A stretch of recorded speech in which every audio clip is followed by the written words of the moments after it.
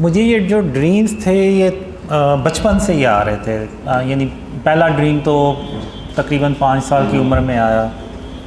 फिर उसके बाद जब मैं 10-11 साल का हुआ तो फिर मुझे भी शौक़ हुआ कि मैं ख़ातमुन नबिय्यीन हज़रत मोहम्मद सल्लल्लाहु अलैहि वसल्लम उनकी ज़ियारत हो मुझे। तो उसमें फिर मैंने काफ़ी दरूद शरीफ भी पढ़ी और काफ़ी अल्लाह से दुआ भी की, लेकिन मुझे कोई ऐसा ड्रीम नहीं आया। तो फिर मैंने छोड़ दिया। तो लेकिन उसके कोई तकरीबन आप कह लें जब मैं 13 साल का हुआ फिर तो उसमें मैंने पहली बार अल्लाह और मोहम्मद सल्लल्लाहु अलैहि वसल्लम को अपनी ख्वाब में देखा। तो वो ड्रीम मैंने पहले शेयर किया ही हुआ है। वो क्रिकेट का एक मैदान होता है, उसमें और भी मेरे हम उम्र बच्चे जो होते हैं मेरी एज के, वो हम सब क्रिकेट खेल रहे होते हैं। तो अल्लाह मोहम्मद सल्लल्लाहु अलैहि वसल्लम से पूछता है कि आपने इन बच्चों में से जो सा बच्चा चुनना है तो आप उसको चुन के तो मुझे बता दें।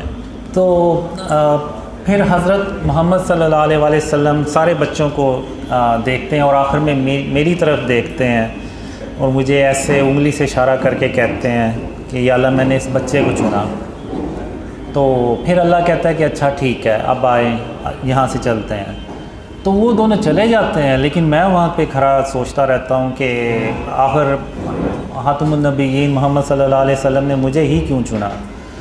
यहाँ पे मुझसे अच्छे भी बच्चे थे, लेकिन उनमें से किसी को क्यों ना चुना।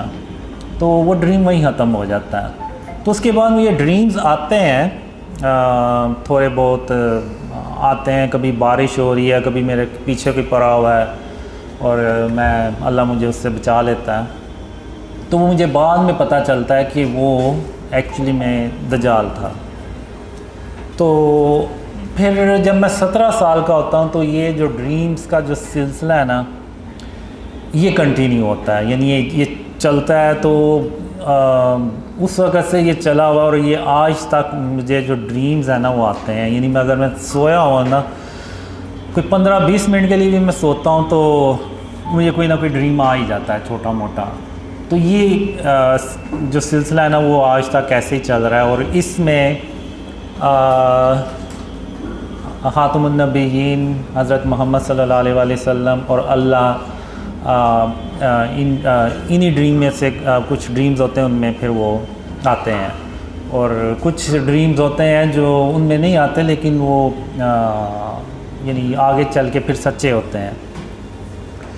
तो मैं यही समझता रहा कि जो अल्लाह के जो वादे हैं, एक ड्रीम था जिसमें अल्लाह ने पहली बार मुझसे बात की, उसी में अल्लाह ने उन वादों का ज़िक्र किया था। वो ड्रीम मुझे आया था 94 में। तो उसमें अल्लाह कहता है कि कासिम, जो वादे मैंने तेरे साथ किए हैं मैं उनको पूरा कर दूंगा, और अगर मैं अपने वादे ना पूरे कर सका तो मैं तमाम जहानों का बादशाह नहीं हूँ। तो ये जो अल्लाह के वर्ड थे वो आज भी मुझे हूबहू वैसे ही याद है। तो अब मैं यहाँ पे ये समझता रहा कि अल्लाह के वादे बस ये हैं कि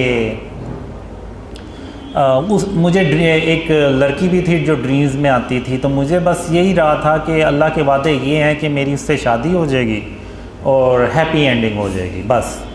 तो मेरा कभी दूसरी तरफ ध्यान ही नहीं गया कि जो ड्रीम्स अल्लाह ने मुझे क़यामत से रिलेटेड दिखाए हैं, जिसमें आप कह लें major science of क़यामा, Yajuj Majuj, दज्जाल, ईसा अलैहिस्सलाम और फिर क़यामत के दिन के ड्रीम्स। तो मेरा उस तरफ कभी ध्यान नहीं गया। और ये मुझे ड्रीम्स आए थे 2003 से 2005 के बीच में। इस तरह के बहुत ज़्यादा ड्रीम्स आए जो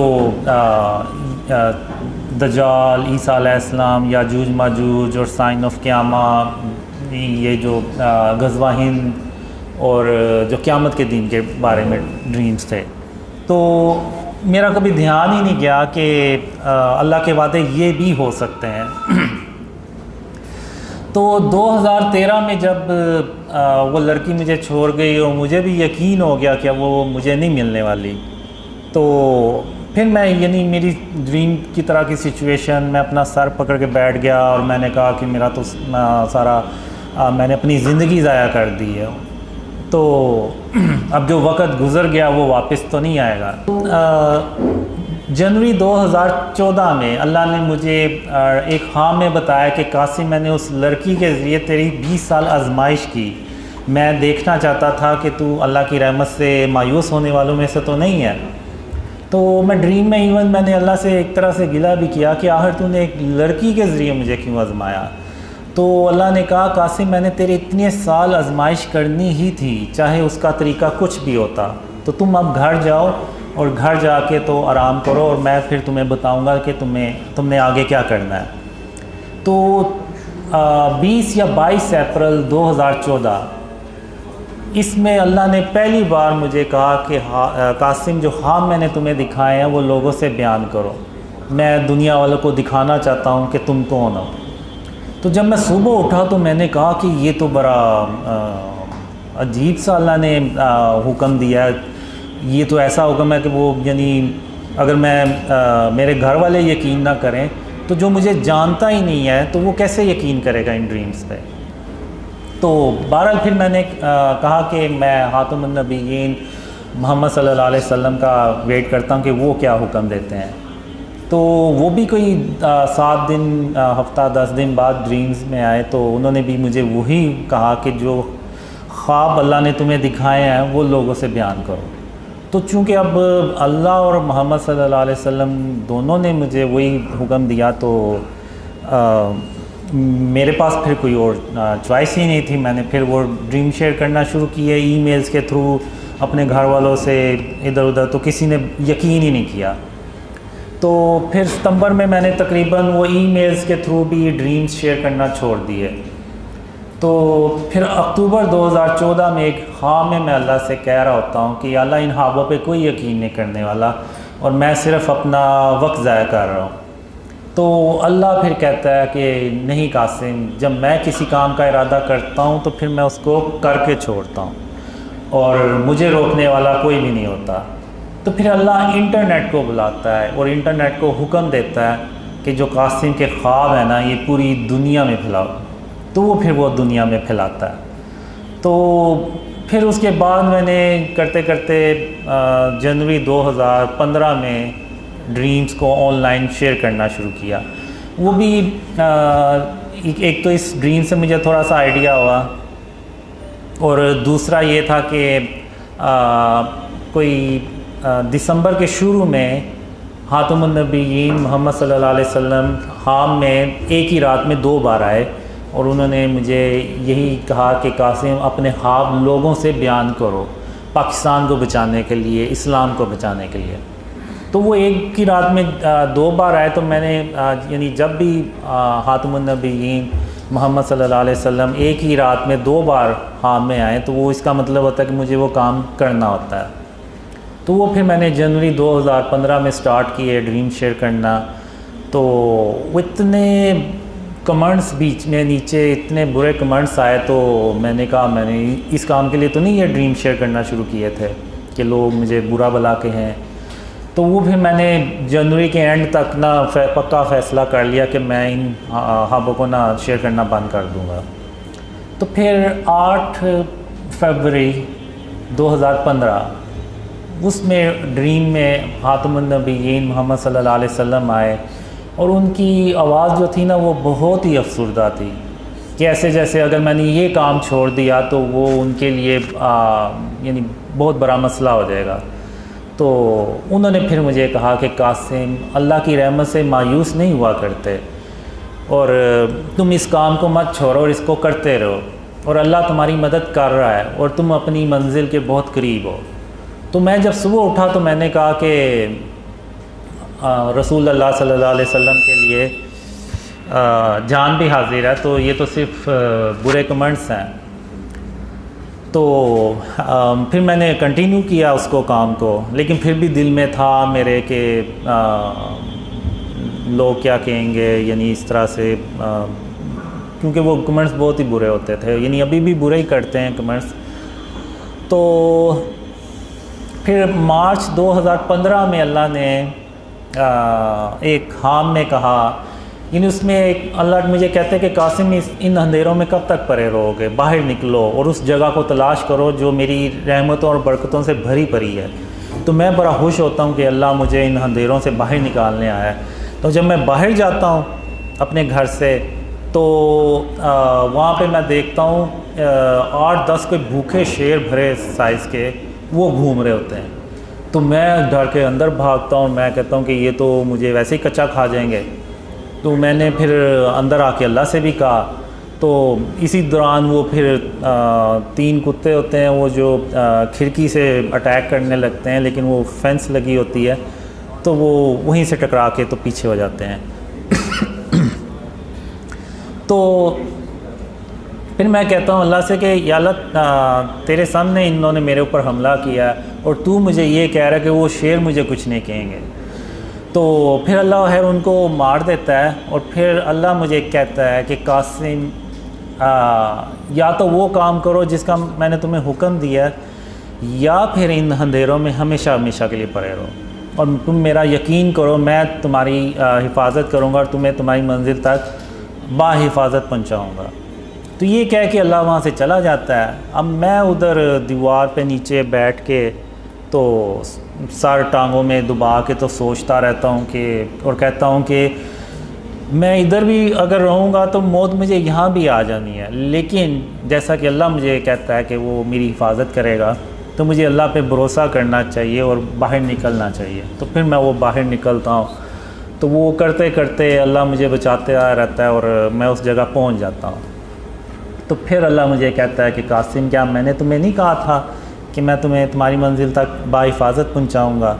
तो फिर मैं अल्लाह से कहता हूँ कि हाँ या अल्लाह तूने अपनी बातें सच कर दिखाई। तो यहाँ पे फिर मैं कहता हूँ अल्लाह से कि अब मैं कल अपने जितने भी मेरे काम हुए मैं वो सारे कर लूँगा। तो फिर यहाँ पे अल्लाह सीरियस हो के ना मुझे कहता है अच्छा कासिम तो फिर मैं भी उसके बाद क़यामत कायम कर दूँगा। तो इस तरह के भी ड्रीम्स जो है ना काफ़ी मुझे आए जिसमें क़यामत का आखिरी दिन होता है और मैंने अपने काम करने होते हैं, लेकिन मैं हर ड्रीम में किसी न किसी वजह से अपने काम कंप्लीट नहीं कर पाता। लेकिन अल्लाह अपनी रहमत से क़यामत कायम नहीं करता और एक और दिन देता है जिसमें वो फिर मैं उससे अगले दिन जो होता है ना वो अपने सारे काम कंप्लीट करता हूँ। तो फिर जब अल्लाह ने मुझे ख्वाबों का हुक्म दिया शेयर करने का तो फिर मैंने सोचा कि कहीं अल्लाह के वादे वो तो नहीं है जो मुझे एंड ऑफ टाइम से रिलेटेड आए थे जिसमें हम ईसा अलैहिस्सलाम से जाके मिलते हैं और फिर वो क़यामत के दिन के ख्वाब। तो मैंने कहा हो सकता है अल्लाह के वादे जो है ना वो हों। लेकिन फिर भी जब मैंने ड्रीम शेयर करना शुरू किए तो मैंने कहा बस 2-4 लोग यकीन कर लेंगे, इससे ज़्यादा नहीं करेंगे। तो लेकिन फिर अब आज मैं देखता हूँ दुनिया भर से लोग ड्रीम्स पे अल्लाह की रहमत से उसकी मदद से बिलीव कर रहे हैं, ना सिर्फ बिलीव कर रहे हैं बल्कि एफ़र्ट्स भी कर रहे हैं, उनको आगे ड्रीम्स को फैला भी रहे हैं। तो मेरे लिए तो ये मौजज़ा है अल्लाह का, आप माने या ना माने, क्योंकि आज के दौर में जब हर कोई अपने काम में बिज़ी है, किसी के पास यानी इतना टाइम ही नहीं है कि इन चीज़ों की तरफ ध्यान दे। और ऐसे यानी जितने भी हैं सारे नाम हम आपस में कभी जानते थे एक दूसरे को, ना मुझे ये कभी जानते हैं ना कभी मिले, लेकिन फिर भी ये जो है ये ड्रीम्स फैला रहे हैं, वीडियोस बना रहे हैं और इस तरह से लोगों को यानी अक्सर के तो अपने यानी उनके अपने जो फ्रेंड थे उन्होंने भी उनसे फ्रेंडशिप तोड़ दी और उनके घर वालों में भी मसला हुआ, लेकिन फिर भी अल्लाह की मदद से और अल्लाह की रहमत से वो काम को कंटिन्यू कर रहे हैं। तो ये जो चीज़ है ये सिर्फ अल्लाह की मदद और उसकी रहमत से मुमकिन है, उसकी मदद के बगैर ये काम हो ही नहीं सकता, और वो भी स्पेशली आज के दौर में। तो मेरे लिए तो ये मौजज़ा ही है अल्लाह का, क्योंकि इसमें मुझे ड्रीम्स भी आए थे कि 2011 से 2013 में मैं कुछ ऐसे लोगों यानी जा रहा होता हूँ, कुछ रास्ते में मुझे ऐसे लोग मिलते हैं कि जिनको मेरे नाम का भी पता होता है, और उनमें से कुछ को इतना पता होता है कि अल्लाह ने मुझे किसी जगह जाने का हुक्म दिया है, और वो उनमें से ये भी कहते हैं कि हमें पता था आप यहाँ से एक दिन गुज़रेंगे। तो उस वक्त मैं ड्रीम में हैरान होता था और अपने आप से सवाल करता था आखिर ये लोग हैं कौन जिनको मेरे नाम का भी पता है और कुछ को इतना पता है कि मैं किस जगह जा रहा हूँ। तो ये सवालों के जवाब मेरे ख्याल से जब मैंने ड्रीम शेयर करना शुरू किए तो फिर मुझे ये जवाब मिले कि मैंने कहा शायद वो लोग आप ही हैं जिनको मैंने अपने ड्रीम्स में देखा और जिन्होंने मुझे पहचाना। तो अब आपने क्या सवाल पूछा था? जी, अब जब मैंने ड्रीम शेयर करना शुरू किए तो उसमें फिर जो अल्लाह और ख़ातमुन नबीयीन मोहम्मद सल्लल्लाहु अलैहि वसल्लम थोड़ा यानी नॉर्मल रूटीन से थोड़ा ज़्यादा आना शुरू हुए, जिनमें अल्लाह थोड़ा सा ज़्यादा आना शुरू हुआ।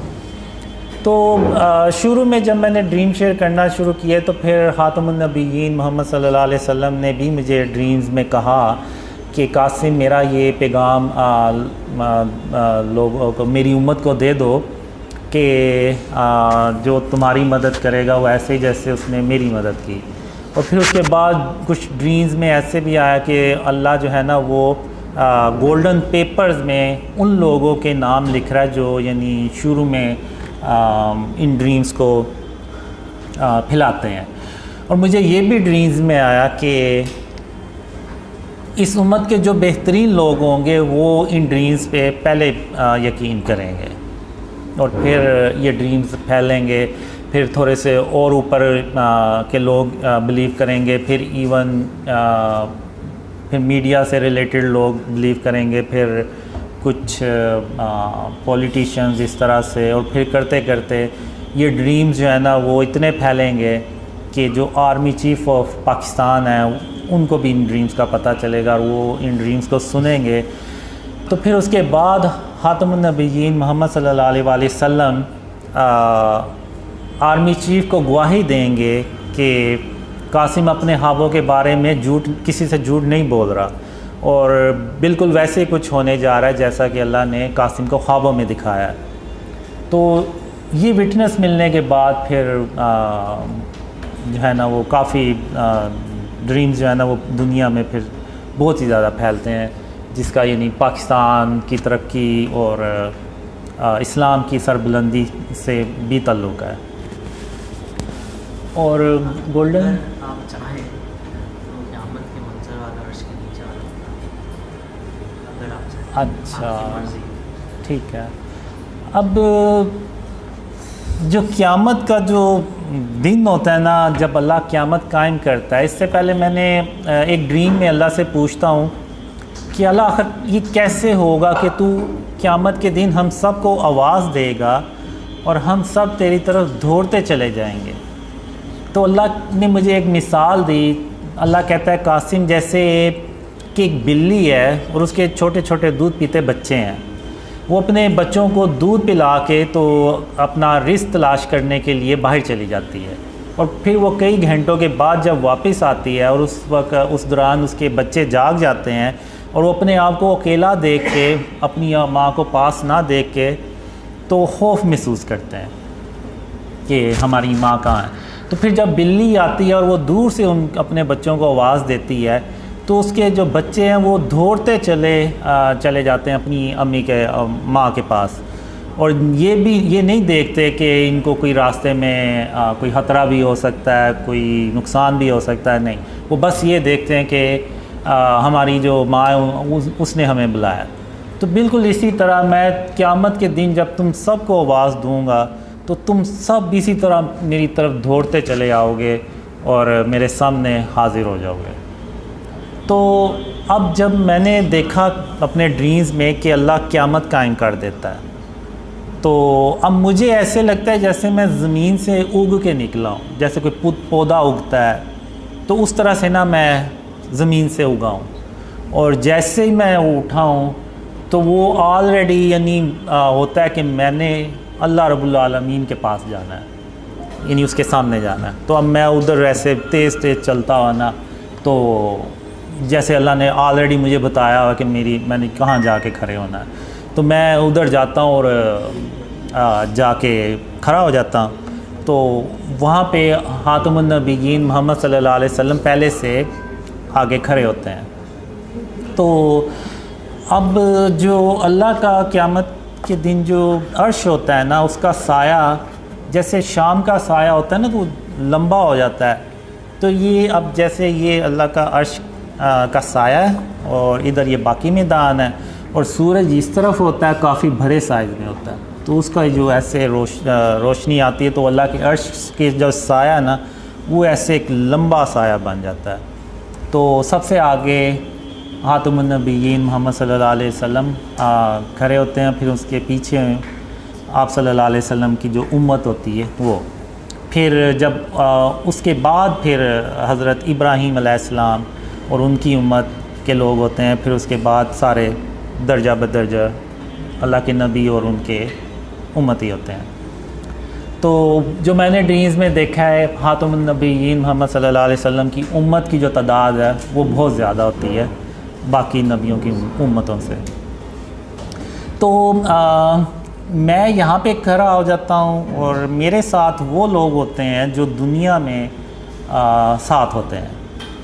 तो अब मोहम्मद सल्लल्लाहु अलैहि वसल्लम यहाँ पे अब हमसे ना मुलाकात करने आते हैं।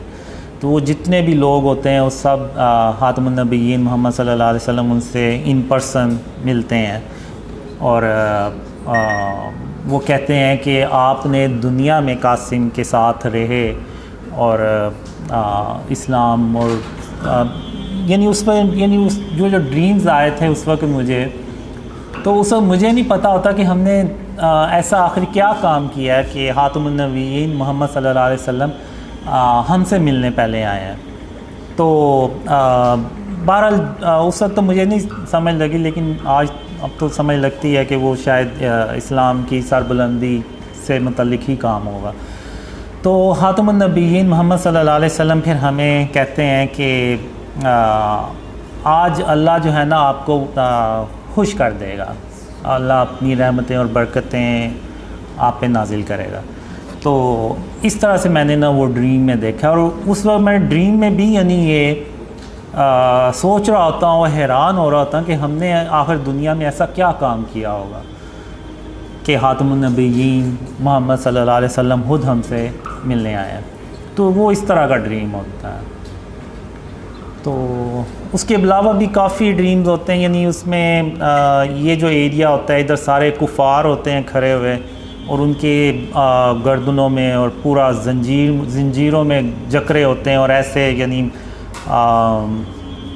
कि उनके ऊपर ये आज जो दिन है ना वो बहुत भारी है। तो और उनके लिए कोई छाँव नहीं होती, और इवन ज़मीन भी उनकी तप रही होती है, और ज़मीन से भी जो है ना वो उनको तपिश महसूस हो रही होती, मिल रही होती। तो इस तरह से वो ड्रीम। गज़वा हिंद, ये जो जंग है ये मैंने अपने ड्रीम्स में बहुत बार देखी है। तो अब ये जंग ना हम पे मुसल्लत की जाती है बेसिकली, हम कोई यानी हमें शौक़ नहीं होता कि हम ये जंग खुद से करें। हम यानी पाकिस्तान में पाकिस्तान अल्लाह की रहमत से तरक्की कर रहा होता है, और अल्लाह की रहमतें और बरकतें पाकिस्तान पे नाजिल हो रही होती हैं। तो हमें तो ज़रूरत ही नहीं होती कि हम है किसी से जाके तो जंग शुरू कर दें। अब होता ये है कि मिडल ईस्ट में जो जंगें हैं ना वो हो रही होती हैं, जिसमें तुर्की और अरब कंट्रीज़ जो है ना वो बहुत बुरी तरह से तबाह हो रहे होते हैं। तो हम ये करते हैं कि उधर जो मुसलमान होते हैं उनको जितना ज़्यादा से ज़्यादा हम पाकिस्तान में ला सकते हैं लेके आते हैं। इससे पहले मैं थोड़ा सा ये बता दूं कि जब आर्मी चीफ़ को गवाही मिलती है मेरे ड्रीम्स के बारे में, तो फिर उनको भी आर्मी को भी यकीन हो जाता है कि जो पाकिस्तान है ना इसका जो एंड ऑफ टाइम में और आगे जो इवेंट्स आने हैं ना उसमें बहुत अहम की रोल इसने प्ले करना है। तो उस सिलसिले में फिर पाकिस्तान में रिफॉर्म्स होती हैं, जिसको आप कह लें कि इस्लामी सदारती निज़ाम जिसको आप कह लें। तो इस तरह से ना वो चेंज होता है सिस्टम। और जो दूसरा सवाल आपने पूछा है तो वो पाकिस्तान जो अल्लाह ने मुझे ड्रीम्स में दिखाया है, कि जब तक हम शिर्क और उसकी इक़साम से पाकिस्तान को पाक नहीं करेंगे तो अल्लाह की मदद भी नहीं आएगी। अभी होता यह है कि हम जो भी प्लान्स बनाते हैं तो उसमें अल्लाह की मदद हमारे साथ नहीं होती, क्योंकि शिर्क जो है ना वो पाकिस्तान में जगह जगह भरा पड़ा है। अब शिर्क सिर्फ ये नहीं है कि अल्लाह के साथ किसी को शरीक ठहराना, ये जो स्टैचूज़ हैं, बुत हैं, आर्ट और कल्चर के नाम पे जो डेकोरेशंस बनाए हुए हैं और जो तस्वीर हमने बड़ी बड़ी बिल बोर्ड्स पर लगा के रखी हुई हैं, ये जो फ़िज़िकल चीज़ें हैं ये आपको जगह जगह नज़र आएंगी, ये भी फॉर्म ऑफ शिर्क है। अब मक्का जो काबा है उसमें 360 जो थे वो बुत ही पड़े हुए थे, तो अब वो बुत वो वाले हों या जो आज के दौर में बुत बनाते हैं आर्ट और कल्चर के नाम पे वो हों, वो सब सेम ही है। उनकी जो प्रेजेंस है या उनकी जो वजूद है वो वही है, सिर्फ शक्लें डिफरेंट हैं और तो कोई मसला नहीं, और तो कोई डिफरेंस नहीं है।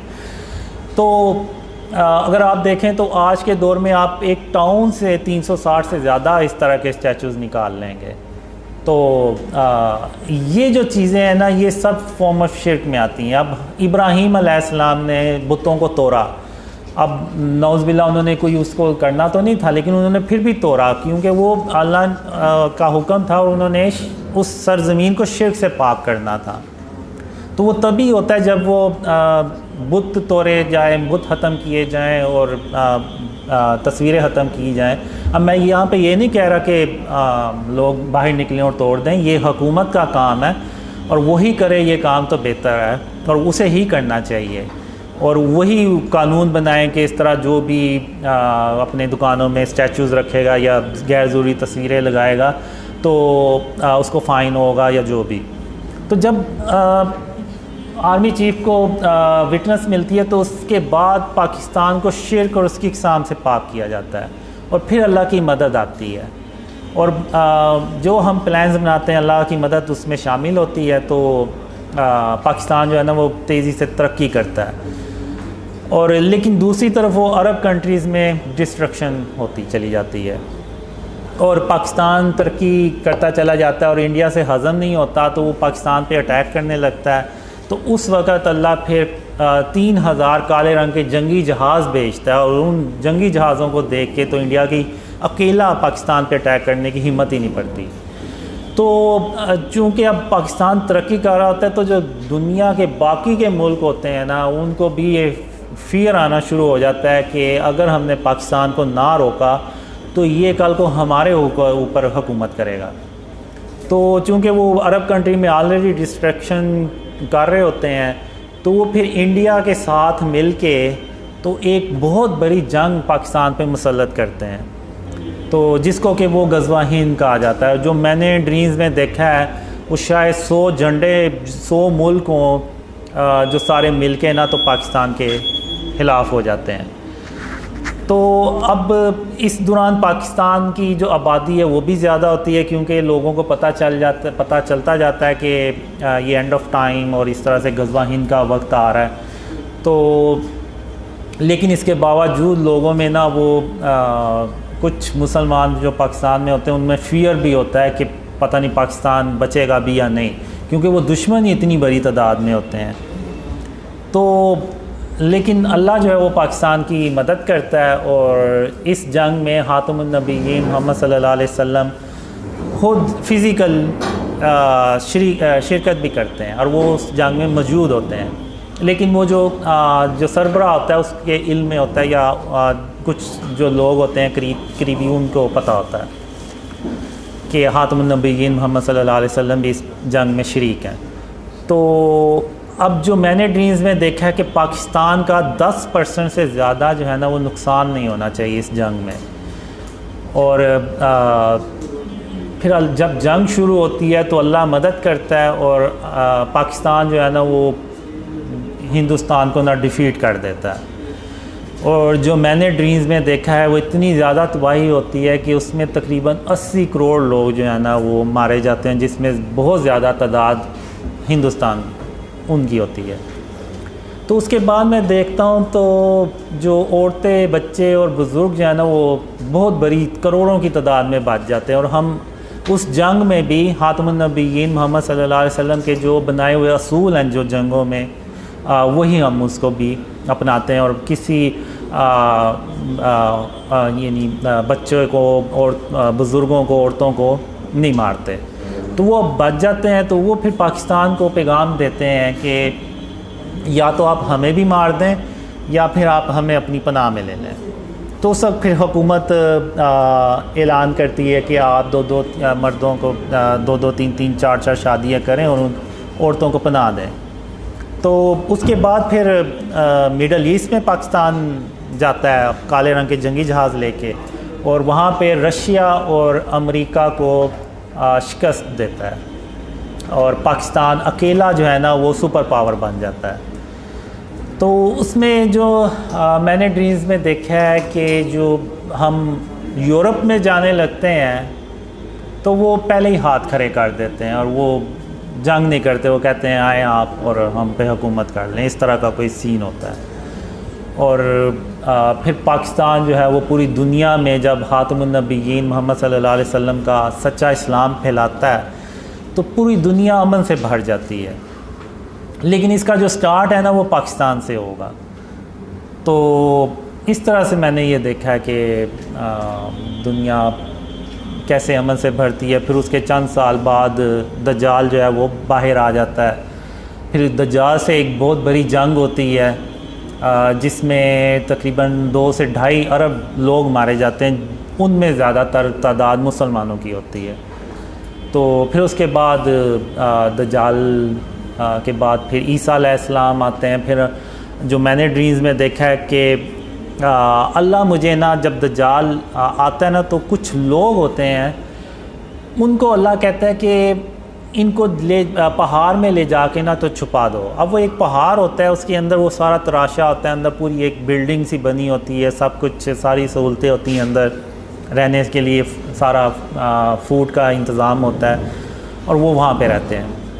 और मैं उनसे कहता हूँ कि जब तक मैं ना हूँ आप लोगों ने इधर ही रहना है। तो फिर जब मैं दोबारा जाता हूँ तो वो ट्रेन पे उनको बिठाता हूँ और फिर वो ट्रेन पे हम जब जा रहे होते हैं तो याजूज माजूज रास्ते में हमारी ट्रेन पे अटैक करते हैं।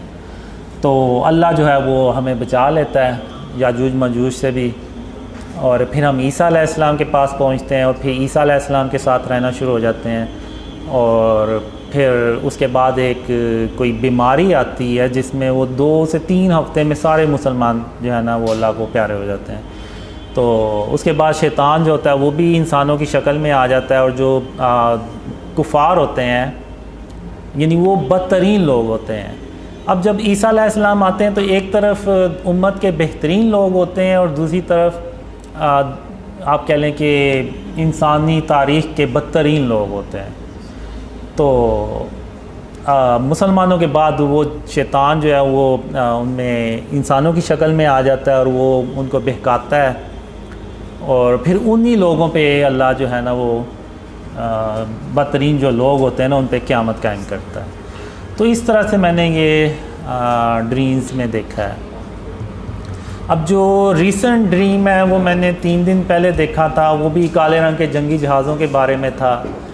तो उसमें ये होता है कि पाकिस्तान में यानी तब्दीली आ चुकी होती है और पाकिस्तान तरक्की करने लगता है। तो उसमें वो फिर 3 काले रंग के जंगी जहाज़ आते हैं और उनमें से एक जंगी जहाज़ इंडिया में जाता है अटैक करने। यानी हम चाहते हैं कि यानी शुरू में ही इंडिया को प्रेशराइज़ किया जाए और इन ख्वाबों का फ़ायदा उठाते हुए। तो एक जंगी जहाज़ जाता है लेकिन इंडिया अलर्ट हो जाता है और वो काफ़ी यानी जहाज़ अपने भी उड़ाता है। तो वो जंगी जहाज़ जो है वो ऐसे हवा में खड़ा भी हो जाता है, रुक भी जाता है और फिर वो वेट करता रहता है। चूँकि वो जहाज़ ज़्यादा होते हैं तो वो फिर वापस आ जाता है।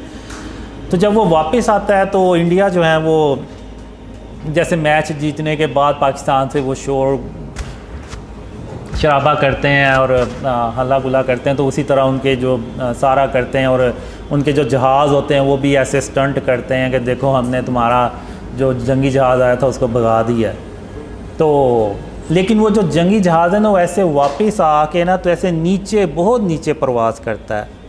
तो यानी इसमें मैं पहली बार यानी देखता हूँ कि वो जंगी जहाज़ ऐसे हवा में रुक भी जाते हैं और ऐसे बहुत लो फ्लाइट करते हैं। जैसे अब ये एक बिल्डिंग है और इधर नीचे इस लेवल पे घर होंगे, तो वो जंगी जहाज़ जो है ना वो रेजिडेंशल एरिया से ऐसे गुज़रता हुआ जाता है ऐसे।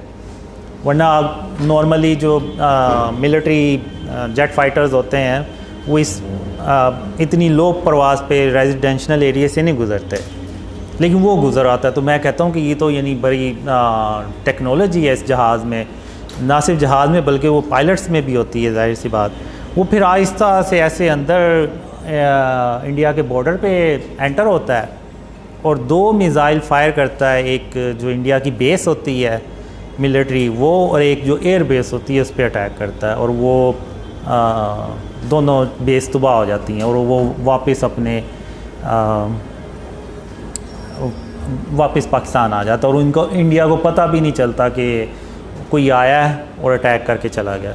तो वो इरफान भाई ने बताया कि जब वो जहाज़ बहुत ही लो फ्लाइट पे जा रहा तो इवन वो रेडार्स जो है ना वो भी डिटेक्ट नहीं कर पाते।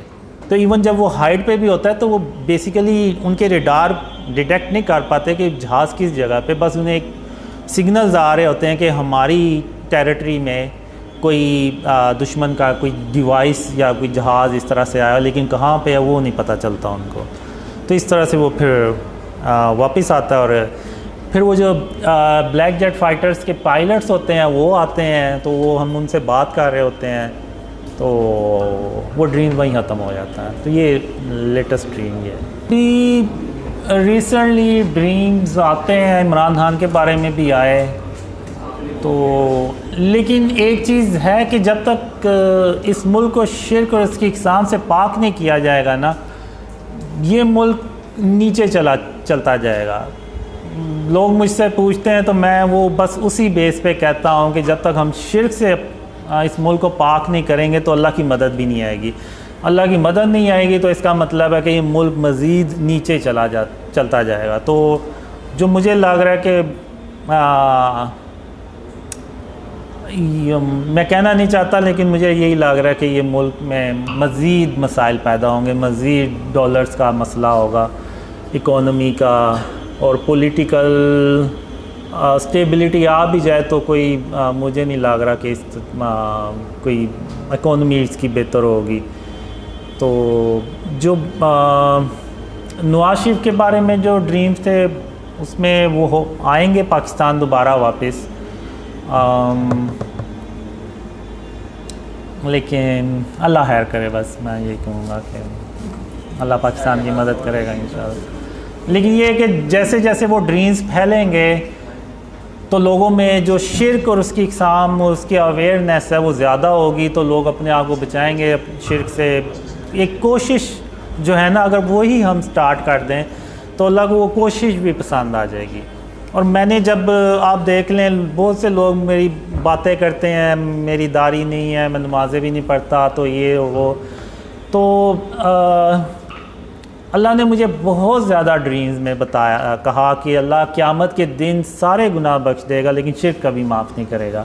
लेकिन नौज़ुबिल्लाह इसका मतलब ये नहीं कि वो मैं ये कह रहा हूँ कि नमाज़ें नहीं पढ़नी चाहिए, दाढ़ी नहीं रखनी चाहिए।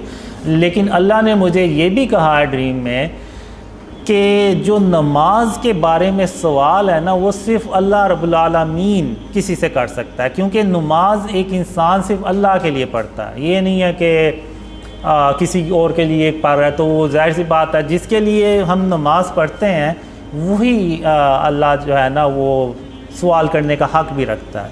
तो मुझे अल्लाह ने ड्रीम में यही कहा कि अल्लाह जो है ना वो ये अल्लाह ही पूछ सकता है किसी से कि वो नमाज़ पढ़ता है या नहीं। और अगर कोई तुम्हें ज़्यादा तंग करे, ज़्यादा कहे, तो उसको कहना कि जब अल्लाह मुझे तौफीक देगा तो मैं नमाज़ें भी पढ़ना शुरू कर दूँगा। तो इस तरह से अल्लाह ने मुझे ड्रीम में कहा। और अल्लाह ने मुझे बहुत ज़्यादा ड्रीम में ये कहा कि कासिम मैं तेरी सिर्फ़ इसलिए मदद कर रहा हूँ कि तूने अपने आप को शिर्क और उसकी इक़साम से बचाना शुरू कर दिया। यानी मैंने भी बचाना शुरू कर दिया। मैं मुकम्मल तौर पे मेरा भी नहीं है, अभी भी कोई ना कोई घर में मेरे कोई तस्वीर इस तरह से कोई पड़ी होगी, क्योंकि हम जो भी चीज़ खरीदते हैं उसमें अक्सर तो वो तस्वीरें होती हैं। तो बहुत ही मुश्किल है। शुरू में तो मैंने यही समझा शायद जब अल्लाह ने कहा तो कि सिखाया कि शिर्क की क्या इक़साम है, मैंने समझा कि शायद इतना मुश्किल नहीं होगा। लेकिन जब अल्लाह ने सिखाना शुरू किया शिर्क के बारे में तो मैंने कहा ये भी शिर्क है, वो भी शिर्क है, और फिर मैंने कहा कि ये तो हर तरफ शिर्क ही शिर्क है, तो हम तो सब शिर्क में ही रह रहे हैं। तो मैंने बहुत कोशिश करने के बाद क्या कहते हैं कि घर से सारा कुछ ख़त्म किया, लेकिन अभी भी जो भी हर रोज़ कोई ना कोई चीज़ आ भी जाती है। तो मैंने वो स्प्रे पेंट भी रखा हुआ है कि कोई चीज़ अगर ज़्यादा देर के लिए रहनी है तो उस पर वो, और उसके ऊपर तस्वीर है तो उसके ऊपर फिर मैं स्प्रे पेंट कर देता हूँ। तो वो जो कोशिश है ना वो अल्लाह को पसंद आ गई।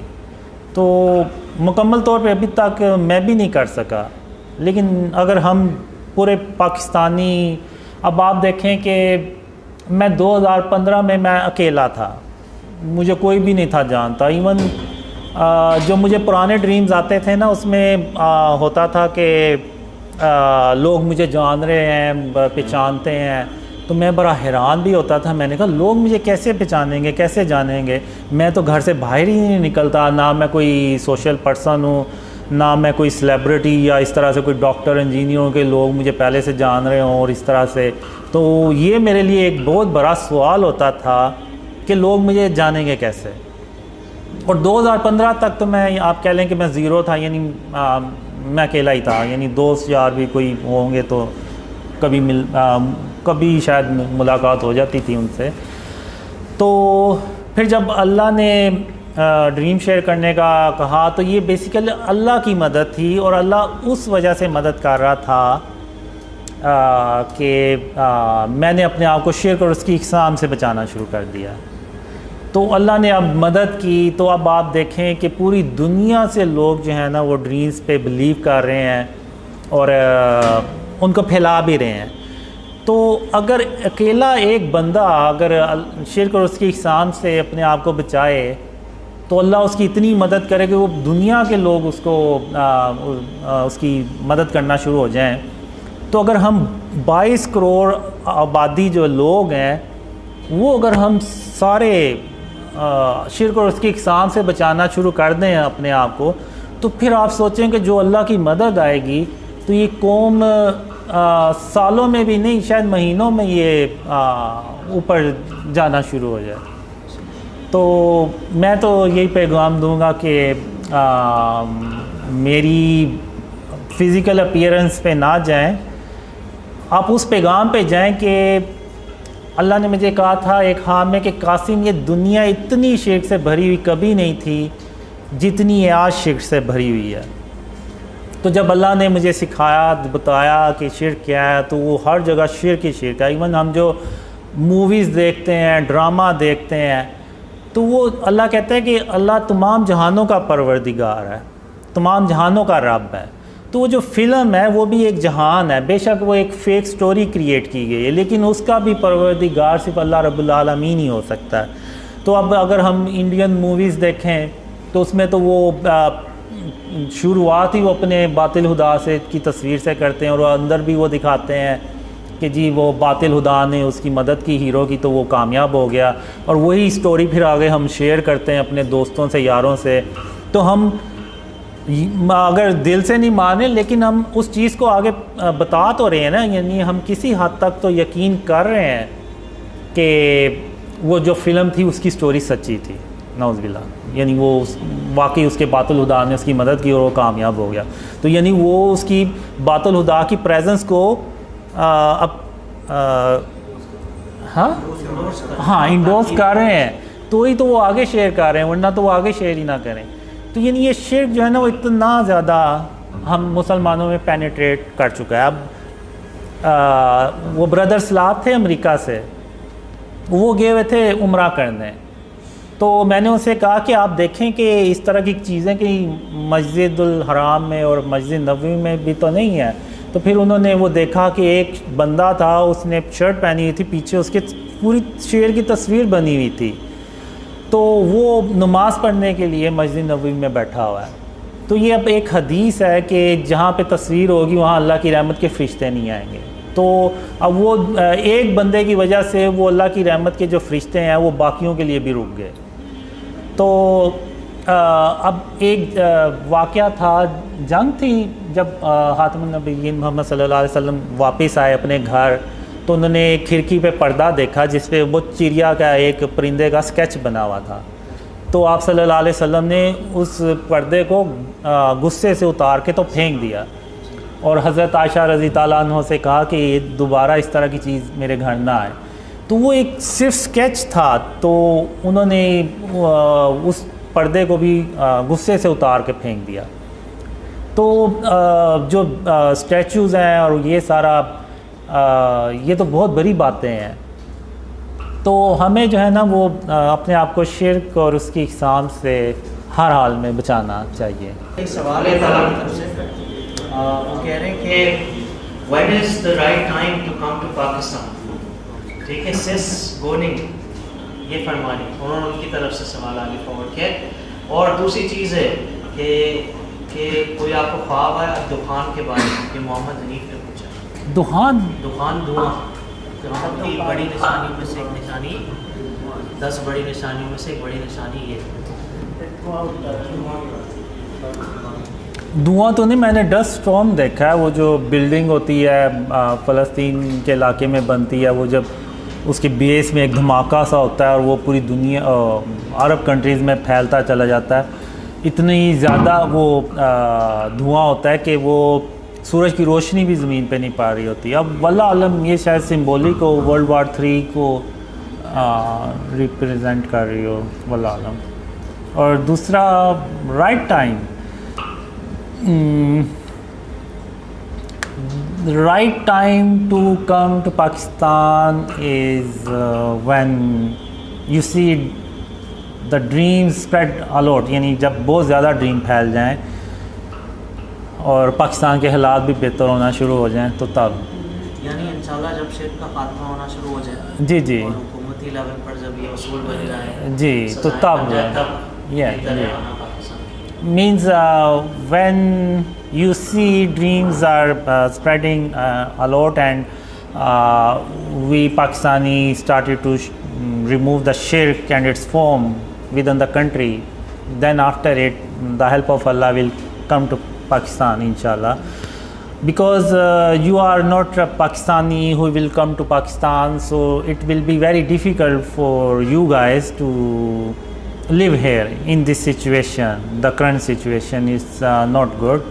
So when the situation will be good, then you can come to Pakistan inshallah.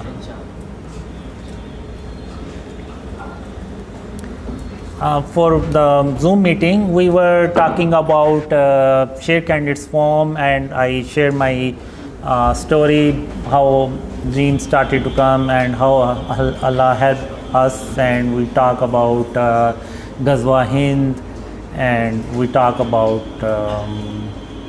current situation, and I shared our latest dream about black jet fighters, which is Brother Talha already translated. So inshallah I will try to share that dream inshallah. ठीक है ज़ीशान, पहला सवाल आप पूछ लें। कासिम भाई अभी ना। हाँ। अस्सलाम वालेकुम कासिम भाई।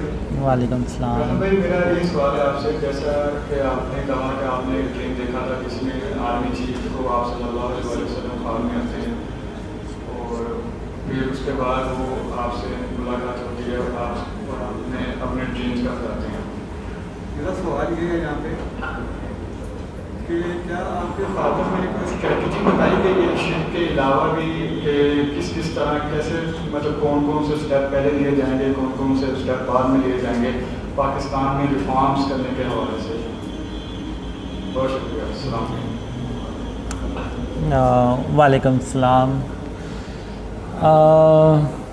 जो आर्मी चीफ को जब विटनेस मिल जाती है तो फिर आर्मी जो होती है ना वो ये यकीन कर लेती है कि पाकिस्तान को आने वाले इवेंट्स में एक बहुत बड़ी रिस्पॉन्सिबिलिटी प्ले करनी है, और उसके लिए जाहिर सी बात है जब तक पाकिस्तान की इकोनॉमी स्टेबल नहीं होगी, मुल्क तरक्की नहीं करेगा तो ये चीज़ें भी नहीं होंगी। इवन एक ड्रीम में मुझे ये भी आया था कि पाकिस्तान आर्मी को अपनी जो तादाद है वो डबल कर लेनी चाहिए ताकि वो आने वाले इवेंट्स को इजीली हैंडल कर सके।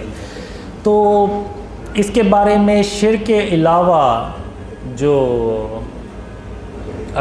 मुझे बहुत ज़्यादा ड्रीम्स में आया है कि क्या करना चाहिए। पहले तो यानी जो ड्रीम्स में आया कि वो ये है कि जो निचला तबका है, जो गरीब तबका है, उसको हमने खुशहाल बनाना है। जब नीचे वाली लेवल पे खुशहाली आएगी तो उसका जो असर है ना वो ऊपर तक जाएगा। तो इसमें फिर जो हमारी करंट रोड्स हैं और इसका जो सेवरेज सिस्टम है, इस तरह से ये भी ड्रीम्स में आया कि ये भी कैसे हमें करना चाहिए। और जो मैंने पुराने ड्रीम्स में देखा है उसमें ये है कि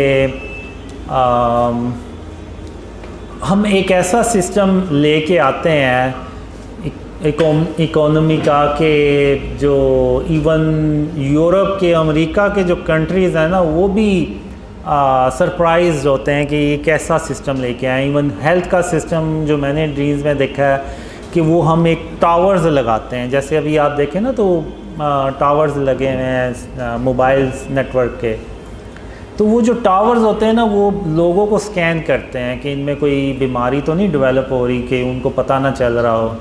अक्सर तो नहीं पता चलता जब तक कि वो सिम्टम्स ना आए, तो वो पहले से ही सिम्टम्स आने से पहले ही वो डिटेक्ट करके तो उसको यानी शुरू में उस बीमारी को पकड़ने की उन टावर्स में ना वो होता है कि वो अलर्ट कर देते हैं। और इसके अलावा फिर हम जो रोड्स के इर्द गिर्द ऐसे मशीन्स होती हैं जिसमें से वो आप कह लें कि कोई जैसे मिस्ट से नहीं निकलती उस तरह से वो निकलती है कि जो इर्द गिर्द के वायरस है ना, बैक्टीरिया, उनको मार सके। क्योंकि वो जितने भी वो हमने उस वक्त जो ड्रीम में होता है कि वो ज़्यादातर जो वायरस और बैक्टीरिया ट्रैवल करते हैं वो रोड्स और इस तरह से जो ट्रैवलिंग करते हैं लोग उनके थ्रू फैलती, तो उसके लिए वो चीज़ होती है। तो इस तरह से ड्रीम्स में आया। और फिर इतना मैंने देखा है कि पाकिस्तान में इतनी खुशहाली आती है कि कोई यानी आपको गरीब नहीं मिलता कि कोई जिसको कोई ज़रूरत हो खाने की या इस तरह से, तो इतनी यानी अल्लाह की रहमतें और बरकतें देखी हैं। लेकिन ये होता तभी है जब हम शिर्क और उसकी इक़साम से अपने आप को बचाना शुरू करते हैं।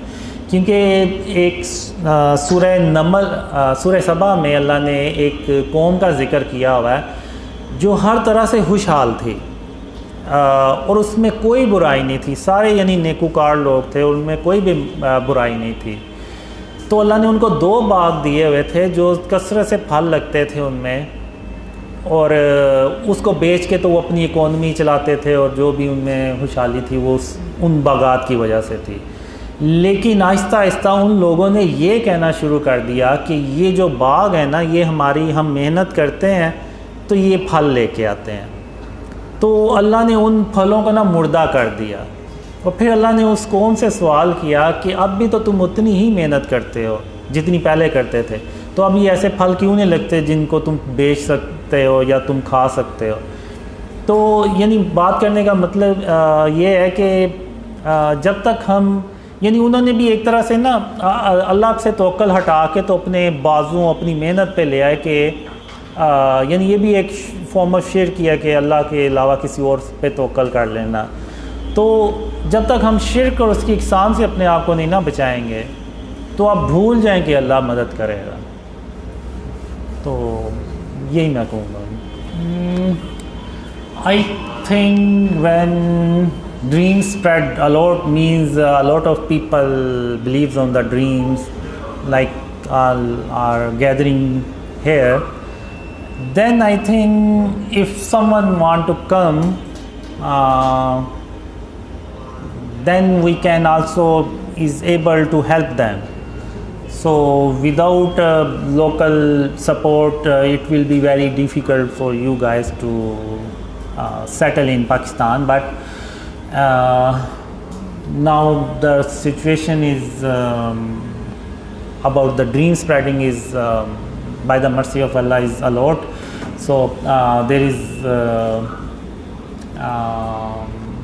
people who believes on the dreams in Pakistan, but still I will say wait a little more. So more people believes on the dreams, the more will be easy for you who want to come early. It will be more easy for them to settle in Pakistan because they will have more support. But still I will say wait for the right time to come to Pakistan, inshallah. I think Qasim Bhai answered this before also. So you should listen to Qasim Bhai and obey, and he's telling you to come at a later point in time. So you should obey, you should look for the signs. When it's the appropriate time, you should come. Also, there's a hadith from Rasulullah sallallahu alaihi wasallam, which means that if you're presented with two paths, you should choose the easier one. Do not put yourself in a test that you cannot withstand. So be careful what you wish for. Okay, moving on to the next question. Question number 6. शिर्क में बातें का शिर्क भी शामिल है. लोग कहते हैं तो हैं कि हम अल्लाह को अव्वल तरजीह देते हैं, मगर उनके अमल अव्वल तरजीह वाले नहीं होते, जैसे कि अल्लाह का हक है. ऐसा क्यों? फ्रॉम सनोवर. मतलब लोग बातों से भी शिर्क करते हैं, कहते तो कि हम अल्लाह ताला को पहले तरजीह देते हैं, लेकिन फिर जो करते हैं तो तरजीह नहीं होती, यानी अपने आप को ज़्यादा तरजीह देते हैं. मेरे ख्याल से ये चीज़ जैसे कि इरफान भाई ने भी कहा, ये चीज़ नाफरमानी में आएगी, शिर्क में नहीं आएगी. क्योंकि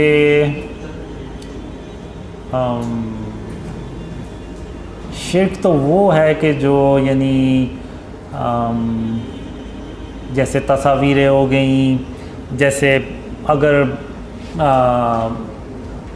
कोई बंदा किसी को ये कहे कि he is the only hope, यानी यही आखिरी उम्मीद है, तो ये बातें शिर्क के ज़मरे में आएंगी.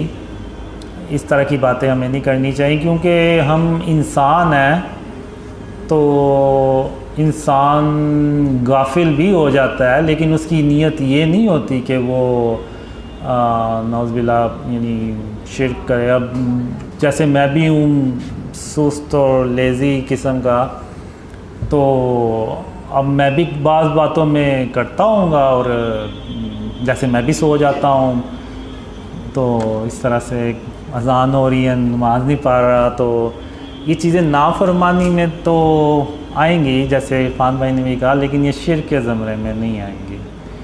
शिर्क के ज़मरे में वो बातें आएंगी कि जैसे गरूर, तकब्बुर हो गया, और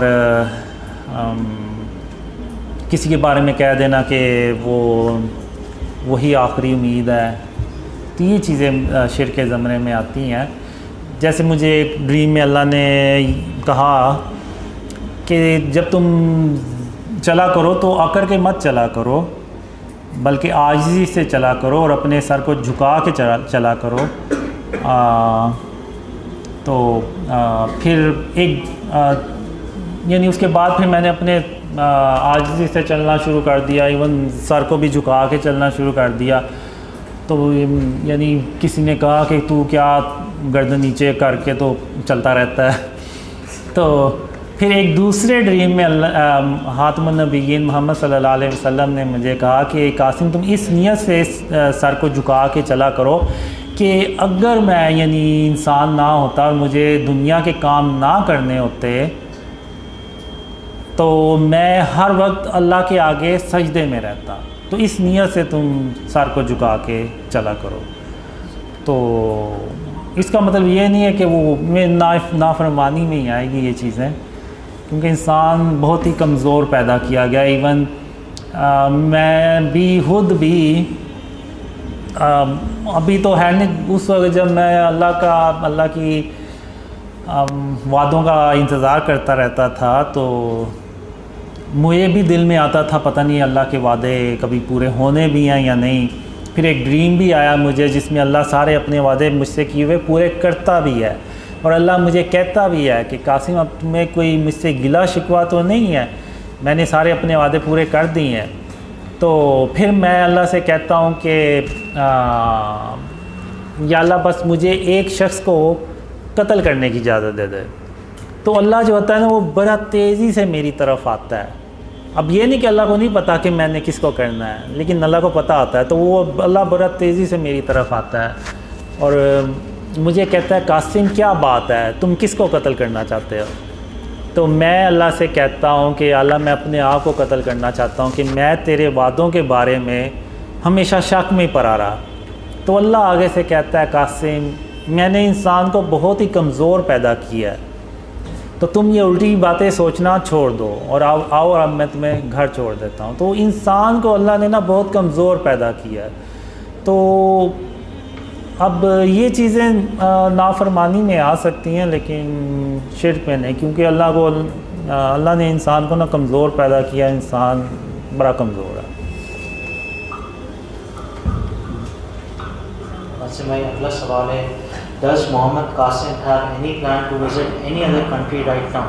Will he come to Indonesia this year from Gone? I always wish that I will be like you guys. Seriously, when I see you guys, I always wish, what if Allah make me like you guys, so I can go out and meet other people in different cities, in different countries. But Allah make me like this. So I have a plan to visit other countries, to visit other cities, but I am lazy and I am lazy, very lazy. So let's see when Allah fulfill these desires. Inshallah I will visit Indonesia, Malaysia, Bangladesh, other countries. Inshallah. USA भी ना?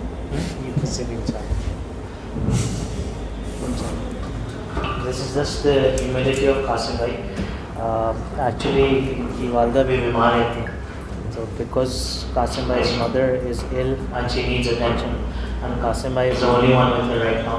So I think that is one of the reasons that Qasim bhai is not traveling, or maybe he's seen some dreams that he's not sharing with us. So maybe because of that reason. Question number 8. Have brother Qasim seen any dream about Tabut Sakina, Mohammed Shiraz? Tabut Sakina पर आपने कोई ख्वाब देखा है? क्या ताबूत सकीना? ताबूत Sakina English में पूछा किसी ने? उर्दू में भी यही कहते हैं। मोहम्मद शिराज।